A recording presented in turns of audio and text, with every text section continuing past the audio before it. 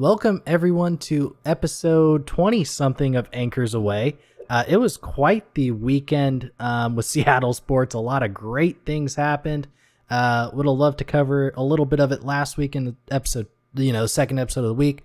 However, the hurricane did hit us just a little bit, just enough to derail getting another episode out last week. But we are back.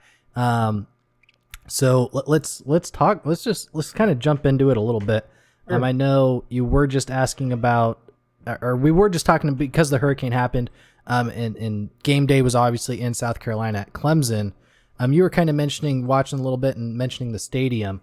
Do you want to talk about that just a little bit before we jump into Seattle sports? Oh yeah, no, I was just I knew you had gone to the Clemson game. Yeah. And you had mentioning about stadiums and kind of the whole atmosphere, not just being in the stadium, but tailgating. All of it, yeah, the whole thing. The whole experience. But just from the aerial view down looking at, the stadium, I was like impressed. That's quite a big stadium.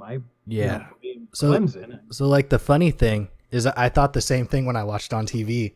And when you see the buses come out and like they're all getting on I was like, this is so cool for TV. But when you're sitting there, it's like, why are we doing this? This is stupid. Oh, really? And just seeing when they're showing the lights at the beginning before they get to start running down the hill, it's like when you're sitting there, like in person, it's kind of like, oh, this is a bit of a letdown, especially after when we did go to South Carolina State, they got the new LED lights, kind of like what T-Mobile Park has. Oh, right. Where they can do light shows.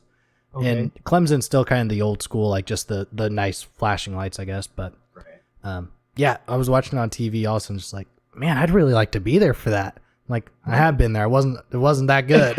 It was kind of so it's just kind of funny, being a little bit on both sides now, where it's like I've never really watched Clemson except this year, and being like, man, this pregame stuff's pretty cool. Like I can't imagine the atmosphere there. It's like, well, I was there 2 weeks ago. Wasn't that great? So kind of funny. Just mentioning that and going forward, but enough with Clemson. They won, but let's just jump into this. Let's get the timer up. We got 3 topics, at least on my mind, I'd like to talk about. The first, of course, being the Mariners make the playoffs. A 21-year drought is over. I did go ahead and purchase some playoff gear. It won't be here nearly in time, but I made sure to get it because as Claire said, you've waited for this for 21 years. Do you really want to not get that gear? And I do have an interesting topic for you, but let's first talk about this. Just how do you feel? They made the playoffs. It's over. Our season's extended. Yeah. Relief, joy. It's about time. Yeah. It's just all of it. But I really, when I was looking back on it and, I was shocked to hear that Dave Sims has been calling our games for 18 years. Yeah, I didn't realize it's been that long. I didn't either, so I guess it does mean something to him too. Yeah. So he's gone through the fire too. I just started reflecting on the fact that thank God we got Jerry DiPoto and Scott Service when we did. Yeah. They promised to get the, as Scott Service eloquently put it, the effing drought's over. Yes. Yeah. And I love Scott Service. If he's not manager of the year, I'm thinking something's rigged. Yeah, I feel like he's a shoo-in on it. I mean, not only was it actually a good year for them, but to make the playoffs and just bringing that team together, having the 14-game win streak. After the Angels fight, that's really when it seemed to turn around. I know he said there were player meetings before that. And apparently, I think 2 days before the fight, they had a meeting and Eugenio said, we're a World Series team. And that's kind of what, in his mind, turned that team around. And, of course, the next day they lost, but they would go on to go 14 in a row. Right. The interesting thing for me, and I do want to talk about this because in my head, 3-game series is the wild card. I immediately think Castillo, Ray, Gilbert. However, I was on Reddit and it started making me think, and a lot of people actually are leaving Ray out of the rotation and going Castillo, Gilbert, Kirby in some sort of order. Usually Castillo's your number one guy on day one. I don't think anyone hates on that. He's pitching Friday, Florida State. Yeah. But it seems like a lot of people are mixed between Gilbert going game 3 and having Kirby go game 2. So I would actually like to talk to you about that, because like I said, Ray, bad day. I guess it was yesterday. I think giving up a few home runs and get out of the game early. But what is your 3-man rotation going into this wild card? I mean, obviously you hope you're done in 2. Right. I guess at a minimum 3. But what's your thought on the rotation? If you go to Toronto, Ray's already out. So is that Canada? So the restriction got lifted September 1st. Oh, did it really? Yeah. So he is able to go because I would keep him out. Because you're going to need somebody to start, be ready to go. Have your fireballers go. They're, Kirby, I don't have a problem with Kirby because he's accurate. He's going to throw strikes. He's pitched really well lately too. Yeah. Gilbert, the same way. I think Logan is now moved into his persona of Walter for the playoffs. So I think any team facing Gilbert's in trouble. He's going to just be throwing fire, and he's going to be dialed in. Yep. And Lewis is just going to do what he does. He's just going to throw, his prototypical 6-7 innings. He's going to give up a run, and he's going to strike out 10. That's, you're going to get that out of him. Yep. I still like Ray. I think he's just kind of. It was just kind of. Oakland was swinging at every first pitch practically. So which I don't blame them. They're out there. They have nothing to lose. And hey, if you're going to connect on something, hey, why not? And I think that game was almost kind of like, let's just get through it. We got through the hysteria of Friday and Saturday. I mean, Saturday's game was fantastic as well. Castillo pitched a great game. I think they were just kind of like, I think Scott Service went out there and told Ray, it's your game as long as you can go. Yeah. Got to save my pitching for the next couple games. Yep. Yeah, I agree. Already clinched. No problem. Yep. I think Ray is back. I think Ray is actually going into playoff mode pretty quick, so not worried about that. But whatever we do, whatever we got, I think we're going to be fine. Again, it's like the national media saying, nobody wants to play the Mariners in a short series, period. Yeah, I mean, if I'm being honest, I kind of like Ray out of the bullpen and kind of that Madison Bumgarner role that he had with the Giants a little bit. I wouldn't be sad about that at all. To be able to, have a Castillo, like you said, 7-8 innings, he'll do what he does. Gilbert's going to pitch well. And at least for Kirby, you have the insurance with Ray in the bullpen if you need it. Right. I don't hate it at all. I think depending on if you lose or win game 1, depends on where Gilbert goes. Yes. I would have him set currently as game 3. If you lose game 1, I push him up to game 2 just to hopefully get that insurance. But at the worst, they made the playoffs, and that's all. I said at the beginning of the year, if we make the playoffs, I'm happy. I don't care if we get swept in the wild card because at least we did it, and there's hope going forward. Right. Of course, 5 minutes does go quickly, especially when we're happy and talking about happy things from the weekend. Absolutely. But we're gonna restart the timer. Let's go to the second quarter here, and let's talk about the Seahawks beating Detroit. This was. Can we just talk about the offense? Yeah, we don't need to talk about the defense except Tariq Woolen's 40-yard interception return ran about 22 miles an hour. So last week, or I guess it would have been the week before, I said Atlanta, if we lost that game, I was thinking let's just go full tank and just play the young guys, see what happens. We lost to Atlanta. Didn't happen. And we beat Detroit, and now we're sitting at 2-2, the same record as Russell Wilson's Broncos. I'm really way to lose to the Raiders. Yeah, thankfully. I'm really kind of torn now. Obviously, the defense played horrendously. I don't think anyone would argue that. They haven't played well all season. No, they really haven't, except game 1. But the offense now looked really good. Yes, it does. Disley got involved. They finally got DK involved, over 140 yards receiving. Tyler had about 90-something yards. Noah Fant caught a touchdown. I know he only had like 2 yards the whole game, but it was an important touchdown. Right. Rashad Penny looked really good. Two runs of 40 yards for touchdowns. Kudos to the line. Yeah, it is at the end of the day. It's the offensive line that does that for you. Where do you stand now that we're 2-2 and Geno's after 4 weeks? He's the number 1 PFF quarterback. Yeah, he is. Where are you now at? Because I'm torn if I want to still tank or see what happens.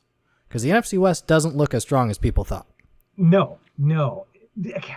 I hate it. I feel like this is the worst situation for us to be in, honestly.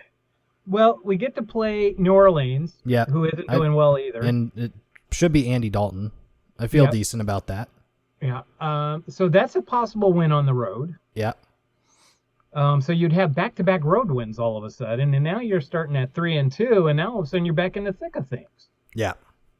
It sucks, but we don't have a defense that's going to carry us if they continue playing like they did. No, not. I mean, we're not putting up 48 points a game. We can't. They got to do something quick. Yeah. I think I saw something about referring back to this. Now the defense is really screwed up without Jamal, because they can't do what they were going to be doing. Because he was starting to look pretty good with, getting involved in that defense, and then all of a sudden he's out. Obviously we haven't converted to the 3-4 at all very well. Well, yeah. Daryl Johnson or whatever is out with a foot injury, so he's, snake bit or whatever. We got great secondary. I like the young guys in the secondary. On the DBs. On the DBs. I don't know about Josh Jones. I know, that's again, losing Jamal Adams has really screwed us up a little bit. Yeah. But I'm okay with the cornerbacks. Hey, Tariq Woolen he's improved every week. Yep, and it's starting to look a little more like Richard Sherman every time. Just a lot faster. Yeah, exactly. Yeah. But I don't know. Again, it goes back to that fact of what do you do? I mean, the offense can cook now. Obviously, Shane is going to open up the books and has no problem giving Gino anything. Gino is firing on all cylinders. He's reading defenses, calling the audibles. I think he has a control of the offense. Yep. It comes down to the defense, and I haven't seen the defense do anything that says no. We can march down and. I mean, basically, right now we are a 500 ball club. And realistic, we got an offense, really 500. We got a defense, and special teams really doesn't count because, like in this last game, Michael Dixon never saw the ball. I think it was the first game in Seahawks history the punters never punted or something like that. Never punted. Yeah, something like that. Yeah. So I mean, 50-50, and unless the defense all of a sudden becomes the Legion of Boom, I don't know. You don't want to stifle the offense. Yeah. So I guess it is what it is. You're gonna play to win, and your defense is gonna take you as far as it's gonna go. Yeah, I mean, it sucks. It does. Because I really do feel like this was the worst situation for the management. Because realistically, if you don't let Atlanta do what they did, you could be 3-1 right now, sitting on top of the West. The San Fran game, we definitely lost that. There's no going back and being like, well, we could be 4-0. No, we could be 3-1. Yeah. Especially at the beginning of the year, like I thought we'd be 1-3. So yeah, it's a really weird spot. It's nice to see Gino play like he is because it does just like, he just needed a chance and he's finally getting one. And he's living up to it. Right. But yeah, we're out of the conversation for one of the top quarterbacks now at this point. Yep. So it'll be really interesting to see what they do going forward. 5 minutes are up. We'll restart, and off to the third quarter we go. Oh, we're just doing 5.5-minute quarters. Pretty much, yep. So I have this set for the Kraken, but we're gonna do it a little bit half and half. Okay. The Kraken released their mascot on Saturday to very mixed responses. God, I can't talk about it. No. About 90% of it negative. Yeah. Buoy was finally released into the Seattle arena on Saturday before they played Vancouver. Apropos name, Boo. Yeah. This was not what anyone expected, I think. They had a very good opportunity to create a very good-looking, cool mascot, and I think they dropped the ball, in my opinion. I think I got your reaction, but what's your thoughts on Bowie the Troll? What was that one mascot that came out recently from one of the teams that also got just slammed for it? God, it was like an East Coast one, like Philadelphia or something. I don't remember. They had a really weird mascot. What I can't remember what team it was, but for whatever that mascot that got slammed so bad was 100% improvement over Bowie. Yeah. Seriously, I mean, sorry, but somebody screwed up. I mean, Troll. Yeah. I mean, come on. I mean, I get that because the Fremont Troll or whatever. That's what they're. Well, that tying didn't it even back look to. like the Fremont Troll. No, not at all. It looks like a Pixar Trolls movie Troll. Yeah, exactly. Yeah. Some stupid idea that never mind. Yeah. Yep. Yeah. Bad. Just bad. Yeah, there was no win there. I thought maybe because Seattle is so ingrained in the internet, with Microsoft and Amazon and all that, I thought maybe a Troll. Yeah. That doesn't even work. So, yeah. Yeah. I'll give them this, is their social media has been decent with trolling people. Yeah. But the actual mascot itself is a letdown. I get Squatch didn't have anything to do with the Sonics. I get the Moose is not a Mariner, but those masks, everyone liked them, I think. Yeah, from the get-go. Yeah. There wasn't anything, Yeah. that nobody liked. But It this was like, just, oh, that's pretty cool. Okay. yeah. Got it. Yeah. Like we'll roll with it. Like, yeah, this was just a big letdown. Hopefully, you kind of it grows on you, I guess, but I have a hard time with how does this grow on you? I mean, you had the Supersonics with Squatch. Mm-hmm. Makes sense. SS. Mariners Moose. Makes sense. I can follow that. Yep. I think didn't the Sounders have a whale? Yeah, they still do. They still do. Which I get. Yeah. Sounders, whale. I get the Orca. I get that. Yep. Kraken Troll. I don't know. Yeah. Are we just trying to stay in fantasy land? I guess. their I aim. guess. Yeah. I would have you rather coulda- seen a pirate, Mhm. like a Johnny Depp thing. Yeah. At least that would have gotten some. Or like you literally could have took Davy Jones from the second Pirates of the Caribbean. Thank you. Yes. And it's literally the Kraken. That's all you had to do. Exactly. It was set up for you. They already created it. They had a handout for you. But they just felt like they had to do something. I don't know. But on another note, the Kraken have looked really good in the preseason. Holy crud. Now I What know does a year it's make? preseason, and the Browns have gone 4-0 in the preseason, then lost every game. Right. So I get it. But the fact they haven't given up a goal yet, that's a big improvement for the defense and goaltending. Yes, it is. Beniers has scored multiple times. Ryan Donato looks fantastic. Awesome. Great re-signing there. Yes. I'm really looking forward to this season. It might be, kind of smoke and mirrors right now because it is preseason, but I'm really excited. I think this team's making a big step. Where Yes. do you agree with that? Absolutely. What's been nice is to be able to see a couple of these games, live and stuff. And, Beniers is fantastic as a two-way player. Yes. And I will say this, Brandon Tanev has made a difference on this team. Mhm. Having him back, he has spark. created offense. Yep. And it was, that goal that he sent off to, who was it, Geeky? Oh, Morgan Geeky? Yeah, I think he set him Yeah. up on the fly with a one sticker for Geeky. To boom! Yeah. Just the awareness, the communication between the guys. Grubauer now seems like he's back to, Colorado days, yeah. Colorado days because the defense is starting to work with them. Yeah. They are flying around. I think this year is they're not trying to do the plays like they did last year to what Dave was trying to do. They're now just playing hockey. They know what they need to do. Mm-hmm. Now they can just skate. And it's amazing. And nice to see Shane Wright out there on the ice as well. I've seen him being pretty active and trying to take some shots. Yep. So not afraid to do it. So that's what we need. And it's been fun. They are a fun team to watch. If they keep this up, watch out, Pacific. They might. Yeah, it might be all right. Yeah. With that said, though, that of course is our 5 minutes, and of course we are getting our warning on Zoom as well. So let's wrap it up there. Obviously, the big things. Mariners are in the playoffs. I don't know especially they might be on the East Coast, so we'll be able to watch the games at a normal time. Thank the heavens.